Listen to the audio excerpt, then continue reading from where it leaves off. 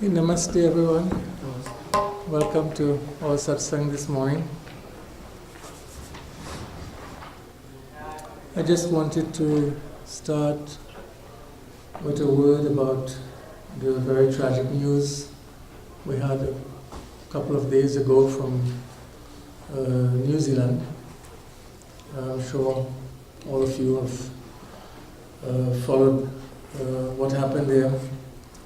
A group of our fellow human beings also meeting like us in their own place of worship lost their lives. 50 people lost their lives because of their religious identity and who they are. Reminds us of the world in which we live, where difference is often a source of violence and antagonism. So I think it's appropriate as we meet in our Hindu temple this morning for worship and prayer that we remember the 50 people who at the time of prayer lost their lives as we meet to pray this morning. So I will begin with mantras, and I ask that we keep all of them and their families and people everywhere who are threatened by hate and by violence in our hearts.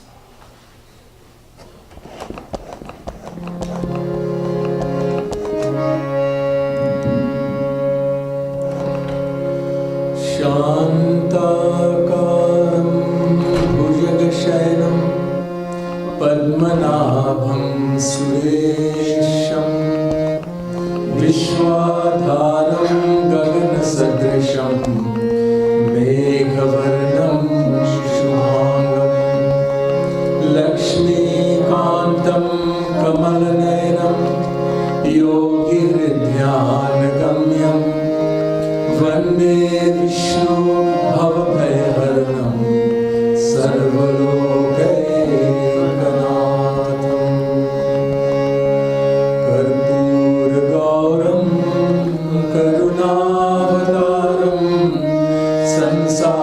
Saram Bhujagendraharam Sada Vasantam Hridayarvinde Bhavam Bhavani Sahitam Namami Bhavam Bhavani Gurur Brahma Gurur Vishnu Gurur Devo Gurur Sakshat Parabrahma Tasmai Shri Gurave Namah. So I just should say normally I'm here with my wife Geeta alone, but this weekend our two sons are visiting from Boston. So I know many of you know them, perhaps some of you don't. Akshar and our youngest Ashish. So we are very happy that they can join us this morning for satsang.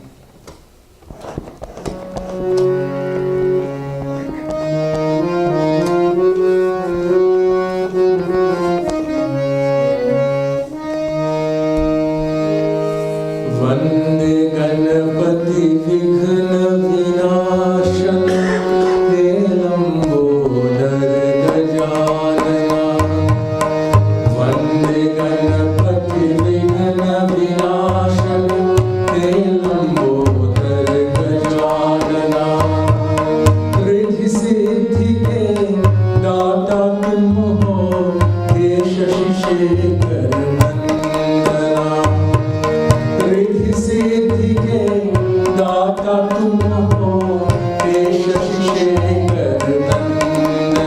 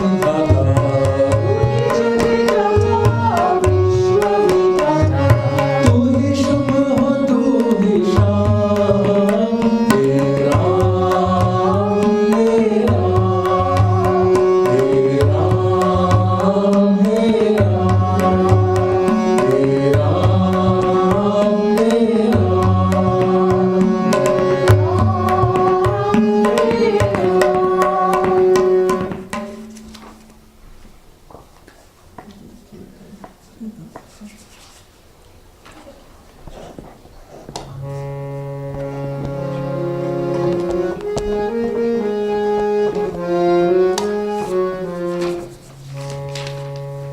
just do 2 minutes of kirtan and then have our discussion. Jai Jai Radha Ramana Hari Bol. Jai Jai Radha Ramana Hari Bol. Jai Jai Radha Ramana Hari Bol. Jai Jai Radha Ramana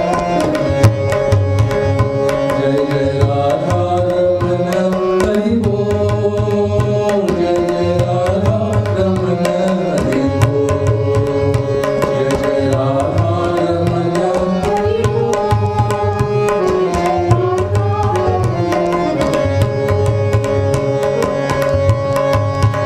मन तेरा बोले राधे कृष्णा, मन तेरा बोले राधे कृष्णा, मन तेरा बोले राधे कृष्णा, मन तेरा बोले राधे कृष्णा। जय जय राधा रमण जय जय राधा रमण हरि बोल। जय जय राधा रमण हरि बोल। जय जय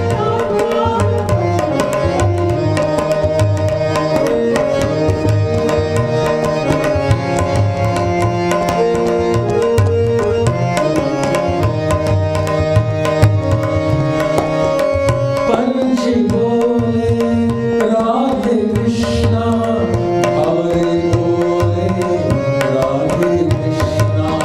पंछी बोले राधे कृष्णा, हमारे बोले राधे कृष्णा। जय जय राधा रमण हरि बोल। जय जय राधा रमण हरि बोल। जय जय Radha Raman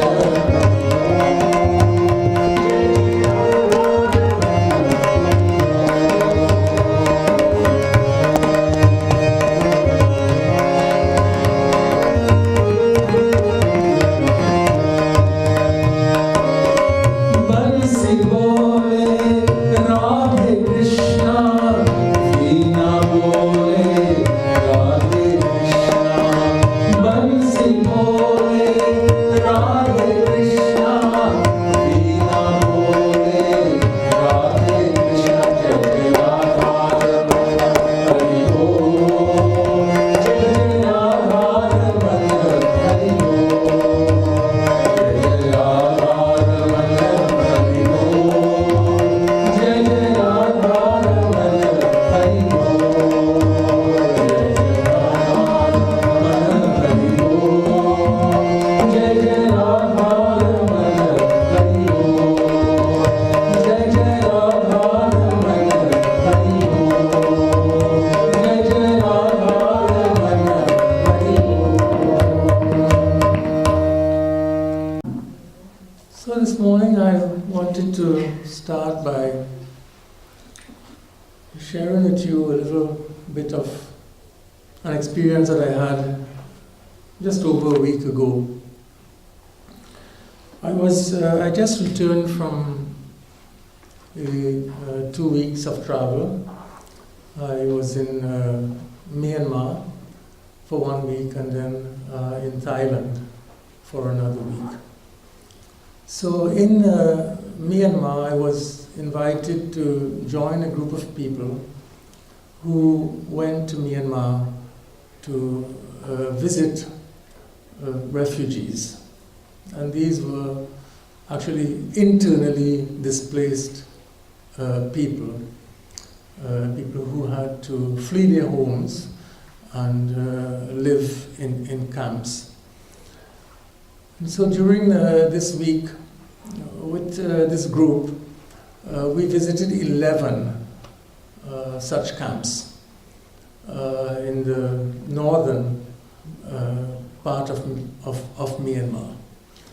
And some of these people have been living in these camps for 10 years, the longest group for 10 years.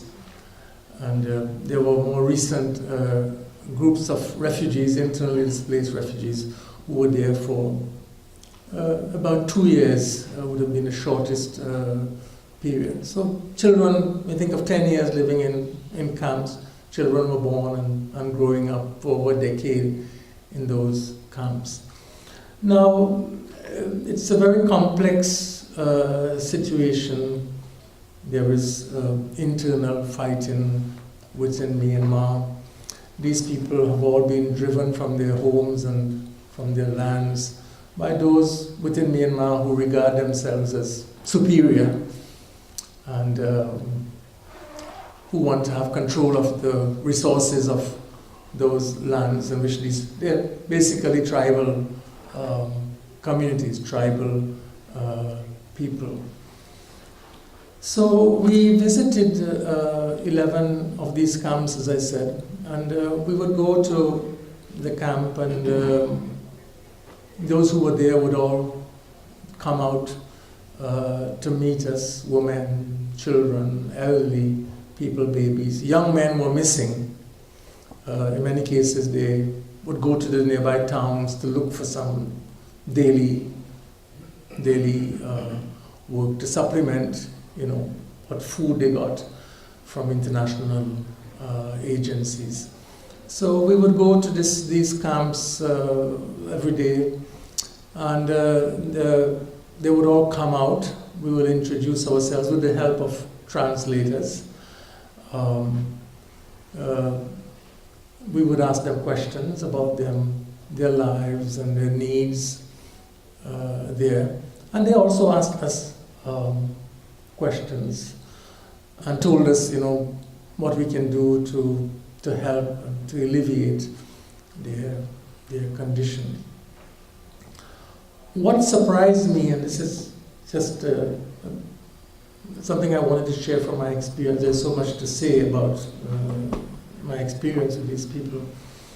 But what I was not expecting is that at the end of all of these sessions, as soon as they realized that the sessions were over, spontaneously, every single person who came to our camp to meet us, and sometimes there were over 200, 250 people, mothers nursing their babies, toddlers, they all came up to us spontaneously, and they came for one reason.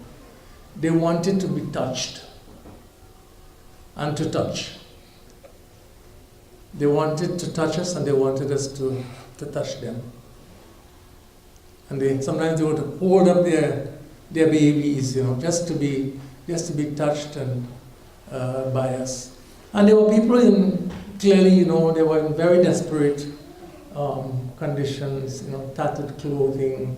You could see that they don't have access to water on a regular basis. So the way they were dressed reflected the difficult conditions under which they live.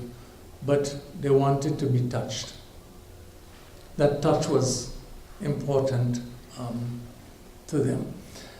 And I felt in those moments that even if we didn't do anything else for them, the fact that we went, I was able to go with this group to these camps, we met them and touched them, made a difference to them.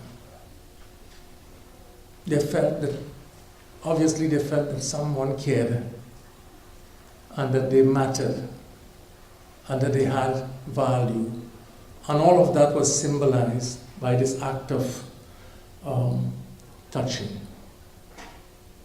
As I said, they touched and they wanted to be touched, from the youngest child to the oldest person in that camp. It was not something formal, it was very spontaneous.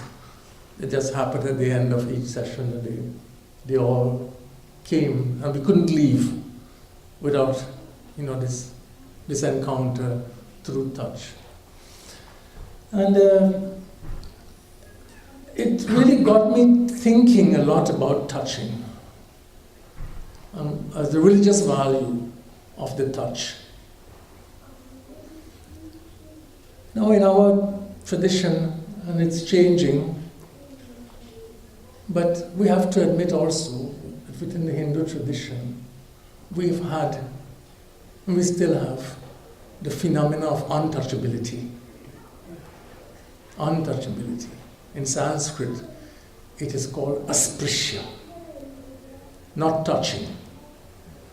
So we had, huge communities that were considered to be people who should not be touched, because contact, touch, was considered to be polluting. It was based on certain notions of purity and impurity, just as it is in contemporary Myanmar, a hierarchical society there also, where these groups are marginalized because of who they are, some regarding themselves as superior to the others, and thus having the right to control the resources of the land. But we have had this phenomena also, and it's outlawed, of course, in India to discriminate on the basis of such identity, but it has been a fact of our tradition also, this question of touching. So, you can just think of what it means to a human being when he or she grows up with this sense that I should not be touched. That there are people who feel that I am of such low value and I'm so impure that contact with me somehow renders them impure, or somehow they are made less worthy if they were to come into contact with me.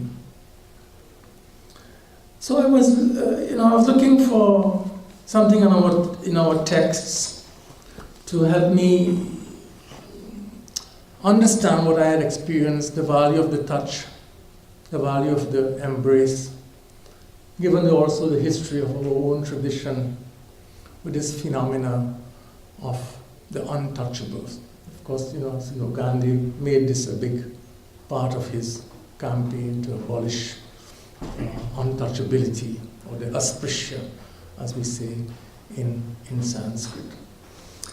And there is I found this really important. I come to the Ramayana, the Ramcharitmanas of Tulsidas. And in the Ayodhya Kand, the second chapter of the text, Tulsidas tells a really interesting encounter. And he comes to the value of the transformative power of the touch. So in this section of the text, he starts with Bharata. I know many of you are familiar with the Ramayana narrative. But Bharat, didn't want the throne of Ayodhya that his mother wanted for him. So he decided to go in search of his elder brother, who was banished into the forest to make room for him to be the king of Ayodhya. So he goes deep into the forest. In other words, he goes into indigenous territory. He goes into tribal territory. Those who are now, in India spoken of as the Adivasis. So he goes into the Adivasi territory, indigenous tribal community. And in this community was led by a tribal leader. His name was Guha. And Guha had in fact already met Bharat's brother, Sri Ram, when he went through the forest. And he knew the circumstances under which Ram was exiled. He had heard the story that Ram was exiled by the queen to make room for his brother Bharat to occupy the throne. The tribal leader, Guha, knew the facts of what had happened. So when he saw Bharat with all of these people coming into his tribal place, he was very suspicious. He thought that Bharat was in pursuit of Ram. So he wanted to actually kill him so that the whole rivalry will be over. This is how he understood. Why would Bharat come into the forest unless he came to destroy his brother, so there would be no problem with the succession. So he was determined to stop Bharat, prevent him from crossing the river. So he got his tribe ready, actually, to do battle with Bharat and those who came with Bharat. But at the last moment, an elderly person in the tribe, they were talking about it, discussing how should they respond to this man, Bharat, who was coming with these. So one elderly person says, no, let's reserve judgment about what is happening. Let us not go immediately into violence. So he argued for caution and restraint. Let us try to ascertain Bharata's intent before we conclude about his motivation. So instead of, so he says, why don't you, instead of going with your weapons to meet him, why don't you take some food offerings? They're here in the forest, we have food. Let us go with some food and approach him with gifts of edibles. So traditionally, of course, taking food to someone is an act of friendship, an act of hospitality, an act of welcome. It signifies openness and not hostility. So Guha, the leader, approached Bharata's party. And as he came closer, one of the priests who was with Bharata, who was he was there, he accompanied Ram had met him. His name is Vashishta. Vashishta recognized this tribal leader, Guha. And he spoke to Bharat. He said, I know him. He is Guha, I recognize him, I know this man. But he says something a little more than just that I know this man, this tribal leader. And this is what he says in the text, in the text of Tulsidas, Ramcharitmanas.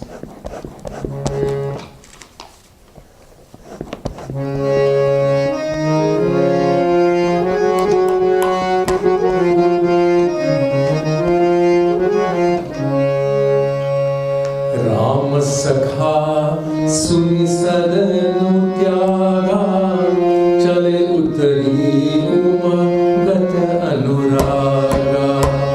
Ram sakha suni sadanu tyaga chale utari umagat anuraga. Gaon jati guha naam sunai din ajwari math mahilai. Gaon jati guha naam sunai din ajwari math mahilai. Shri Ram Jai Ram Jai Jai Ram. Shri Ram Jai Ram Jai Jai Ram. Shri Ram Jai Ram Jai Jai Ram. Shri Ram Jai Ram Jai Jai Ram. करत दंडवत देखिते ही भरत लीन उड़लाई। मनहु लखन सन भेंट भई प्रेम न हृदय समाय। सिया पति रामचंद्र जी की जय। शरणम शंकर हरि ओम जय जय Siya Ram. So this is really a very interesting interesting encounter between Guha, the Aboriginal indigenous leader, and Bharat. So, when he approached Bharat, after Vashishta says, we know him, he does something interesting. He says where he lives, his tribal territory called Gaon. He announces his village. I come from this place. But he also says Gaon Jati. He announces his Jati, his identity, it's problems of translation, but for the moment I render Jati, his untouchable status, his Jati, his caste. So he announces, I am Guha from this village.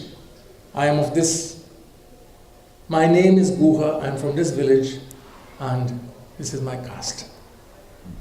Now, this is not accidental, because traditionally, in many situations, the untouchable wasn't required to announce his presence, so that people know to stay away. In other words, he's saying, Bharat, I am an untouchable, don't come. Right? Gaon Jati Guha Nama Sunai. So he announces his name, his village, and his Jati status for Bharat. Expecting, that Bharat would not come once he knows who he is, because of the fear of contact, pollution, untouchability. So this is the situation. Guha is the ultimate stranger, the untouchable stranger, that no one would want to know, no one would want to have physical contact with, someone to be shunned, to be avoided, someone who has so much internalized this also.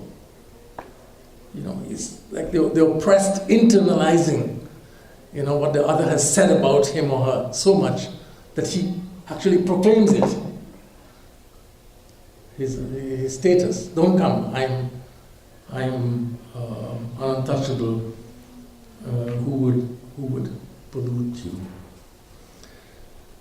But Bharat when Vashishta introduced Guha to him, he introduced him as, in what I have just recited, Rama Sakha. He says, this is Guha, if the friend of Ram Sakha Guha. This is how the priest introduced him, that he is a friend of Rama Sakha. So although Guha himself announces his jati, his caste, his place, and his name to Bharat, Bharat seemed not to have heard all of this, or it was not important to him. What was important that he heard that this was a friend of Ram, Rama Sakha. Suni, this is what he heard, Ram Sakha from the priest.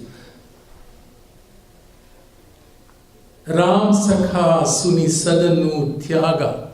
So when he heard these words, this is a friend of Ram, Tulsidas says, he immediately jumps out of his chariot, Suni Sadanu Tyaga. He leaves his chariot and behind and went Chali Utari Umagata Anuraga.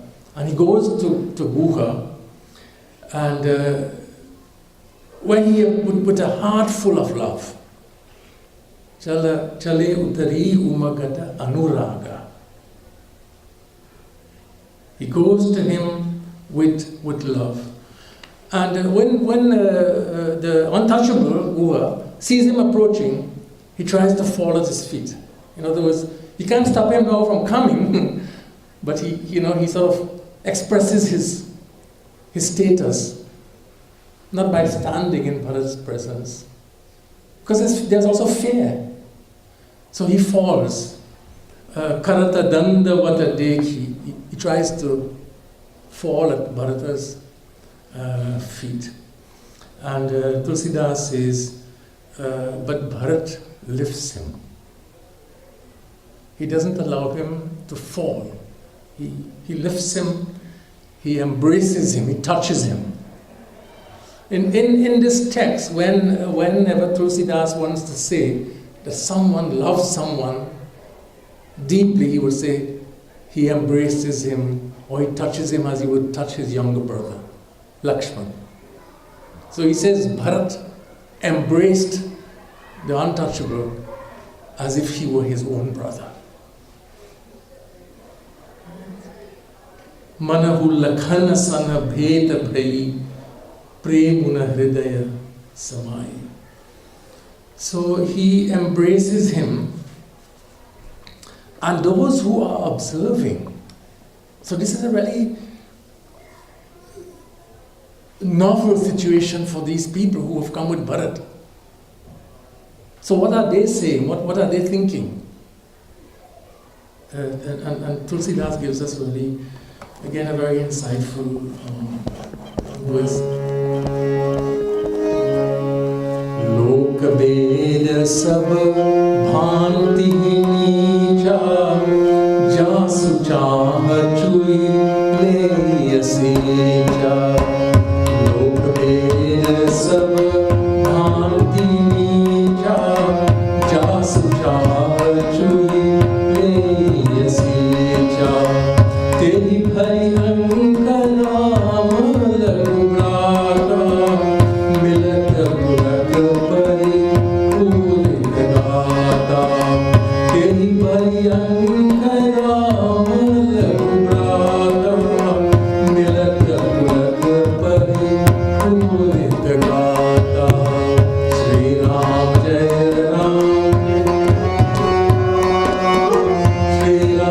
Jai Ram, Jai Jai Ram.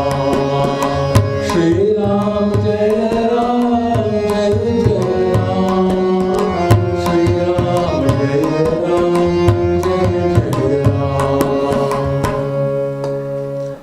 So the people who are observing this interaction between the untouchable, Guha, and Bharat, they know exactly what is the significance of this.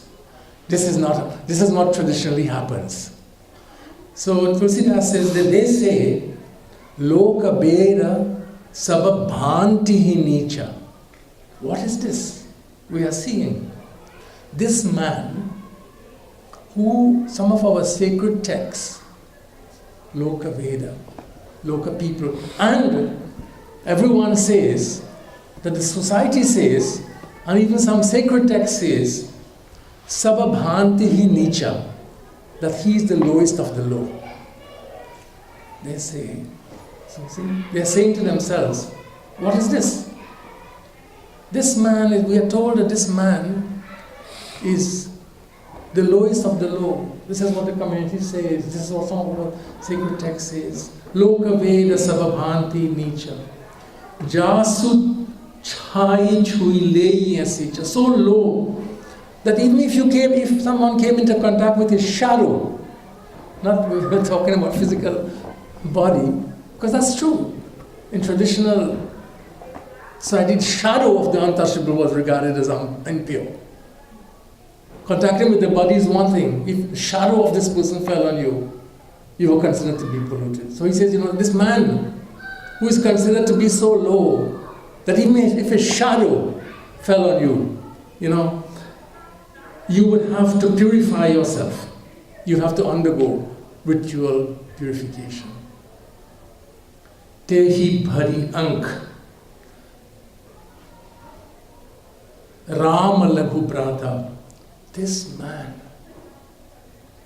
Today, Ram's younger brother Bharat, Tehi bhari anka Ram laghu brata, milata pulaka paripurita gata, is embracing with joy.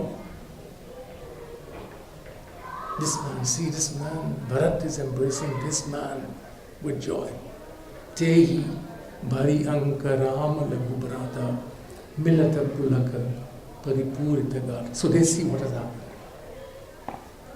Bharat is embracing this man who used to be traditionally shunned, kept far away. So they understand exactly what is the significance of what happened.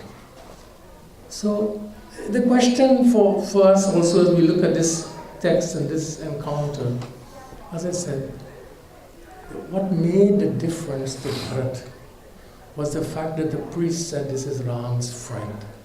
He says Rama Sakha, but he also uses another expression in the Ramayana, Rama Sakha, Ram Priya. He's a friend who is loved by Ram, who is dear to Ram. Rama Sakha, Rama Priya Guha. He's both friend and beloved of Ram. Now, when we read a text like this, we know that for Tulsidas, we can always substitute. Whenever we encounter the word Ram, we could substitute God. Because Ram is, in the text, Ram is Bhagavan. Ram is Avatar. So when Vashishta says this is Ram's Rama Sakha, we can read correctly. This is God's friend. This is a friend of God. This is a beloved. This person is beloved by God. This is Guha, who is God's friend. Guha, who is beloved also by God. God values him. God has befriended him. So Bharat loves Ram. Bharat loves Ram and Ram loves Guha. Bharat loves Ram and Ram loves Guha. How could Bharat hate Guha? How could Bharat consider Guha to be impure, to be someone to be shunned, to be someone kept away? So,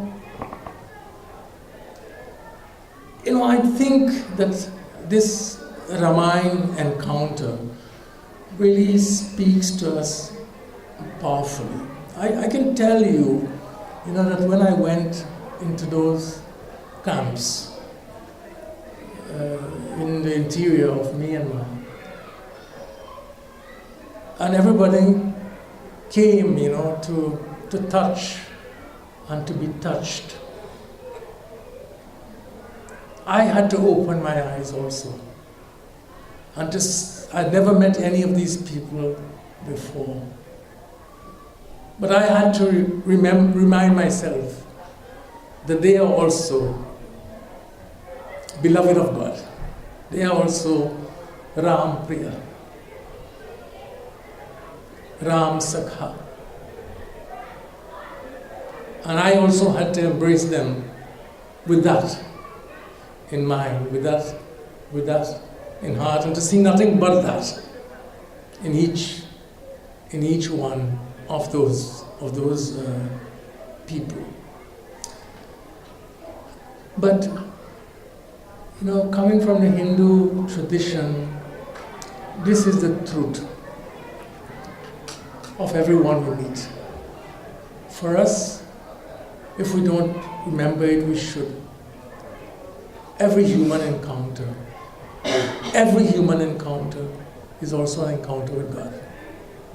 Every human encounter is a divine encounter. Every human encounter is an encounter with God. Bharat discovered it because, in this context, the priest said, this is a friend of God, someone beloved by God. But that is the truth for all of us and for everyone. So in this process, I want to led me to recognize three important phases or three important steps in this process. The first I call recognition. Recognition. So for me, and I see in Bharat here, there was a moment of recognition. So if you think of the English word recognize, it really means to recognize, which means to remember something that you know. To recognize is to recognize, to remember something that you always, know before. In other words, to recognize means literally to know again. To know again. To discover that which you already know is the process of recognition. So, in the case of Bharat knew Ram. What was important is for him to recognize Ram in the untouchable, to recognize the one he loved in the new person, in the stranger, to recognize that which was most important for him. So, when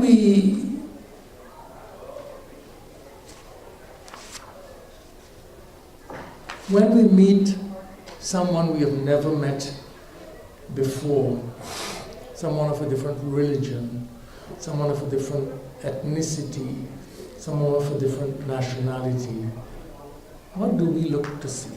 What do we see first? What is our recognition? What do we recognize? What do we recognize? The difference is what we see. We see the difference, yes. We tend to see difference. Right? We don't see the encounter as an encounter with that which we know, which is the divine. We don't recognize the divine in the other. We see the difference. If we see, yes, you're right. But if we recognize, if the first thing that is uppermost, if the process of recognition or recognition that I'm speaking about when we meet the stranger, is to see that which we know, the beloved God in the stranger, then differences of culture, differences of language, differences of religion are not as divisive, because we recognize a fundamental unity with this person. But if we see only difference, we can celebrate difference when we also have this recognition, which is the divine, cognition of the divine in the other, which is what happened to Bharat. So, with Bharat, it was a lesson for everyone who was observing that Bharat was boundary crossing. Bharat was crossing a boundary that the society had prevented him from crossing. So, recognition, and the recognition is the process of recognizing the divine in the other.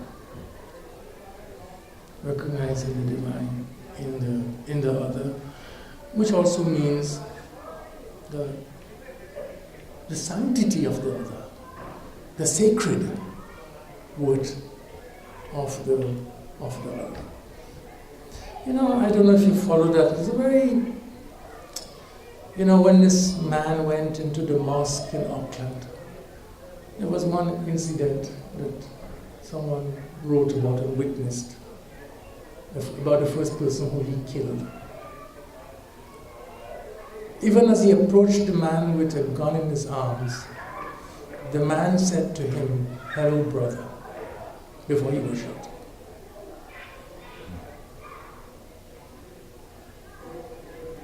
In other words, he saw in him, he had that recognition. The other guy didn't have it. This is why he shot. But the man who was shot had recognized him as a fellow human being. That's also a common, if you even see that, that's a big step. If we even can awake to the common humanity, I'm speaking here about, the most profound level of the divine reality in everyone, but if even we could move to see the humanity of the other, that is a very big step.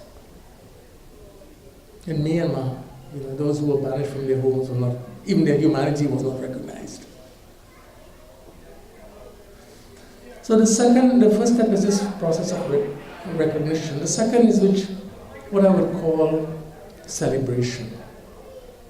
So it was not simply, okay, so I see God in the other, I recognize the divine in the other. But in the case of Bharat, the way Tulsidas describes this encounter in such powerful language that there was an immediate overcoming of estrangement from the other. The other was no longer a stranger when that moment of recognition occurs. The distance was overcome. And it was overcome with joy. The joyous nature of it. So the second dimension I would call celebration. When we recognize that moment of recognition is also a recognition of joy. It's a celebration of one's relationship with the other. It's not a cold recognition. It's like, if you think of it, analogically, or you think of examples, it's like, when you meet a family that you have not seen for many years, or someone says to you, do you know I am your uncle. Let's say you had an uncle that you never knew you had an uncle, and the person says, I am your uncle. And you say, how are you related to me? And then the person explains this relationship. So you recognize, but there's also joy. You just say, okay, well, nice to know that you're my uncle. That would be kind of a cold response, and let's go different ways. But that recognition comes with a celebrative dimension that Tulsidas highlights. Here, it's not a cold handshake, it's a warm embrace that is also full of joy. Bharat rushes to meet him, to embrace him, to lift him in the text with a heart overflowing with joy and with love. And finally, so recognition or recognition, celebration. And the third step I see in this story of Bharat and the untouchable is incorporation. Incorporation. And by incorporation, I mean the word incorporate, incorporeal. Incorporation means, to take into one's body, in a sense, incorporate. To make part of one's own, part of one's own body. But the idea here is that to welcome the other into one's community, to incorporate into the community. And that happened in, Tulsidas also emphasizes that here. So the community is enlarged. The community is enlarged when the other is welcomed into the community. So after Bharat, and this narrative goes on, after Bharat welcomed Guha, then Guha was also embraced by his brother, Bharat's brother Shatrughan, who was there, and the queen mothers went to him also. They also welcomed him. Eventually, even those who were observing this interaction and saying, how is Bharat embracing this man whose shadow should not even fall on someone, they also come forward. Members of Bharat's community also come forward, and they welcome Guha. So Guha is incorporated into the community. Something changes, in other words. Recognition, which is the first step, changes something about the nature of community. The stranger is, because you can have, as we see today, and this is my last point, as we see today, you can have a community of difference. Coming back to your point, you can have a community of difference. You can have people of different religions, different cultures, different ethnicities, sharing a common geographical space, but not really forming a community. We perhaps say, we live in Maple Grove, right? But in Maple Grove you can have small ghettos. It can be a ghettoized community. There is no incorporation.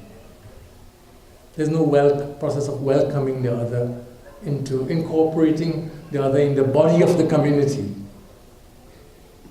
But in this case, we see that Guha, after Bharat, he becomes a member of the community. There's a process of incorporation.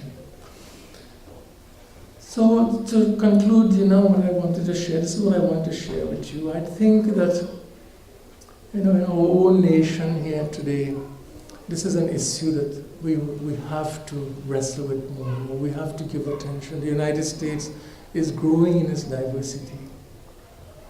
We are regarded today as the world's most religiously diverse nation. And we have to think of people who are different from us positively, not negativize the fact of diversity, not negativize that we have to cross the boundaries, to recognize, to celebrate, and to incorporate the strangers into our communities. I feel very deeply that this process is the only long-term solution to the issues of what happened in places like Auckland, what happened next door in Wisconsin in the Gurudwara, where Sikhs lost their lives also because of difference, because they were perceived as different, and difference was seen as threat, and there was no teaching, no perspective to recognize, to celebrate, and to incorporate.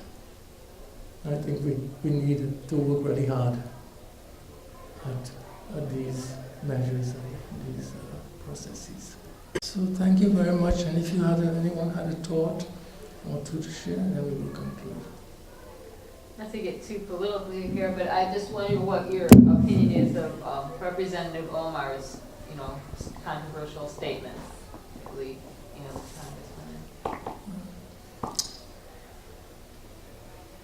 I myself, I want to get to. It's a very good question.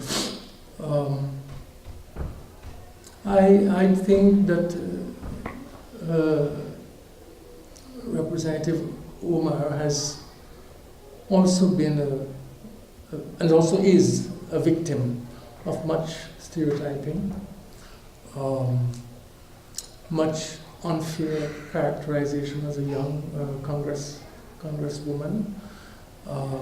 I think that people who have said much worse statements than her have had free pass with it. I think it has a lot to do with the fact of who she is, and I don't think personally that at all that she is anti-Semitic or that she's hostile to Jewish communities or to Jewish people. But I think in the current atmosphere that we live in, she's been pounced upon in many ways. I am very proud of the state in which I live that they elected her to Congress. Of course, this is the second person from the Muslim community of Minnesota has sent to Congress. The first was Keith Ellison, and now Representative Omar. And that gives me a lot of hope for our state, that we could elect someone like this young Muslim woman, and we all have to help her to become the best congresswoman that she can become. And she has shown, I think, willingness to learn in her public statement. She has shown humility. She is asked to be taught.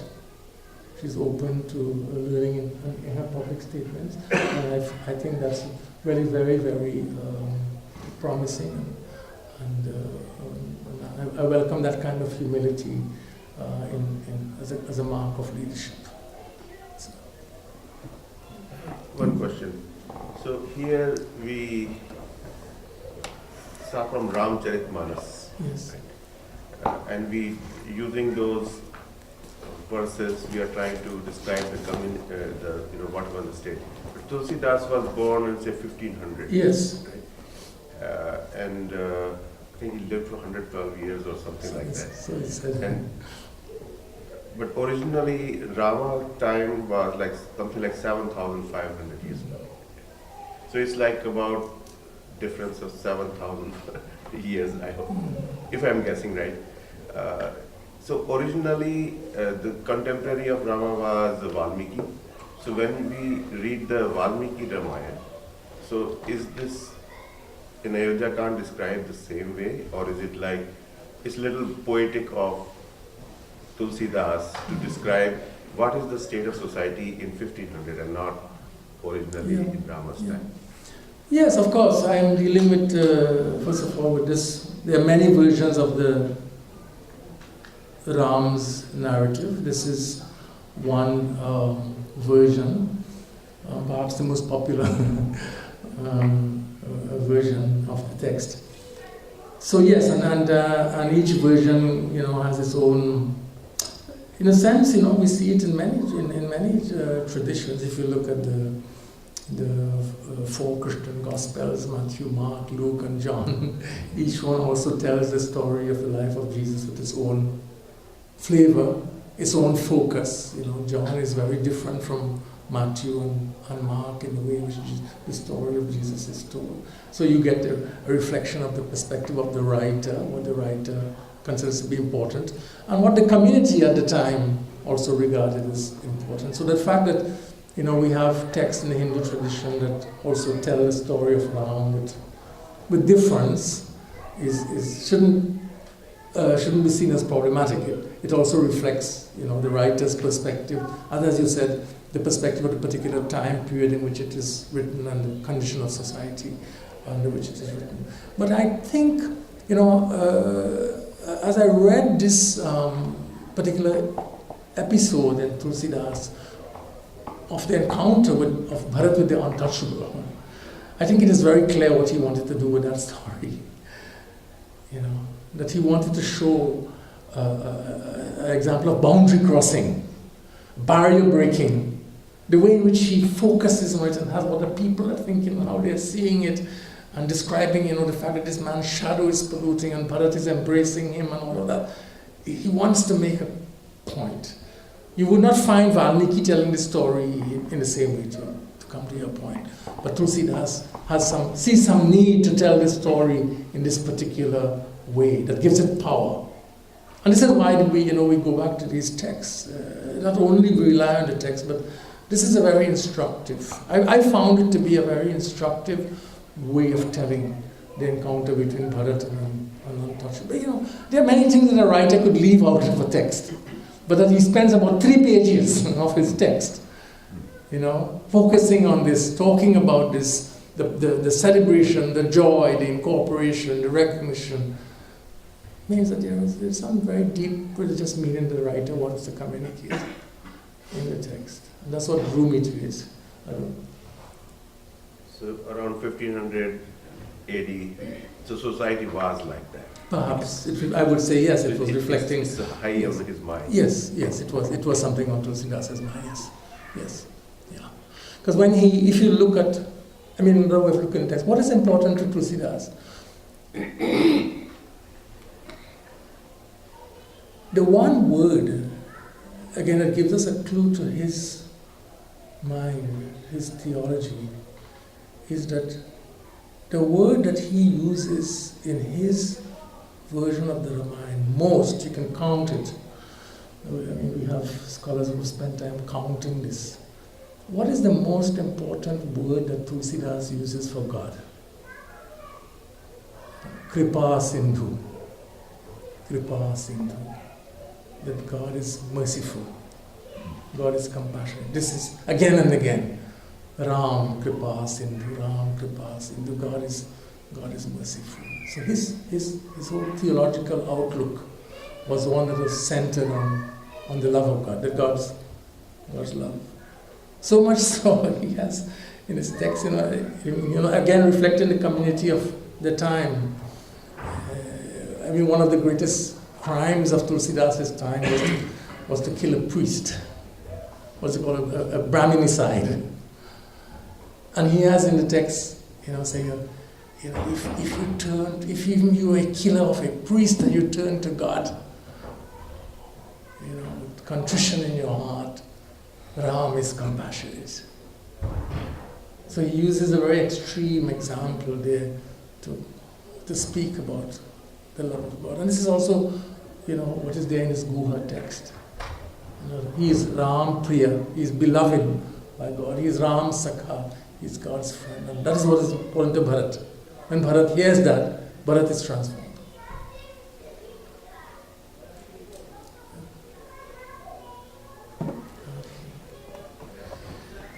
So we will conclude some kirtan.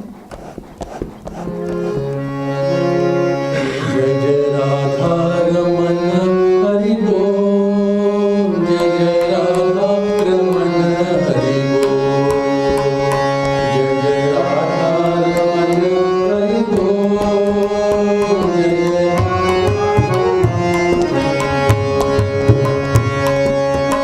Man Tera Bole, Radhe Krishna, Man Tera Bole, Radhe Krishna, Man Tera Bole, Radhe Krishna, Man Tera Bole, Radhe Krishna, Jai Jai Radha Raman Hari Bol, Jai Jai Radha Raman Hari Bol, Jai Jai Radha Raman Hari Bol, Jai Jai Radha Raman Hari Bol, Jai Jai Radha Raman Hari Bol,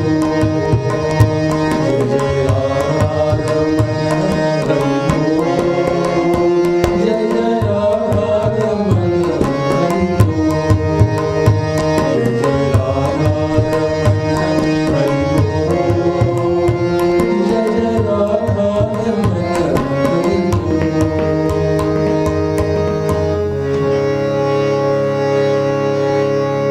त्वमेव माता च पिता त्वमेव बन्धु च सखा